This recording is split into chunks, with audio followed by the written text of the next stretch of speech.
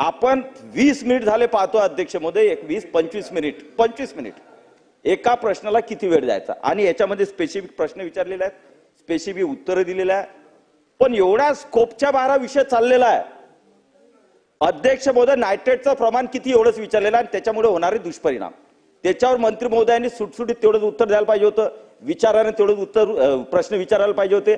आता अध्यक्ष महोदय, पाणी पुरवठ्याचा आणि पाण्याचा जर विषय घ्यायचा म्हटला तर MIDC का सगळे महाराष्ट्रातले डिपार्टमेंट या डिपार्टमेंटशी संबंधित पाणी खराब होण्यासाठी. मग आता सगळी चर्चा घडवायची अध्यक्ष महोदय. माझं एकच म्हणणं, पॉइंट ऑफ ऑर्डर हाच आहे अध्यक्ष महोदय. अमेरिकेत आता जायचं का आपल्याला? अमेरिकेमध्ये एका शहरामध्ये फ्लोराईडचं प्रमाण किती असावं याच्यावर डिबेट चालते, आणि त्यानंतर त्याचं प्रमाण ठरवलं जातं. पाण्याच्या दृष्टिकोनातून संवेदनशील असलं पाहिजे अध्यक्ष महोदय. म्हणून माझी विनंती आहे, आणि पॉइंट ऑफ ऑर्डर हाच आहे की या प्रश्नाचा स्कोप अननेसेसरी नायट्रेटच्या व्यतिरिक्त खूप वाढतोय.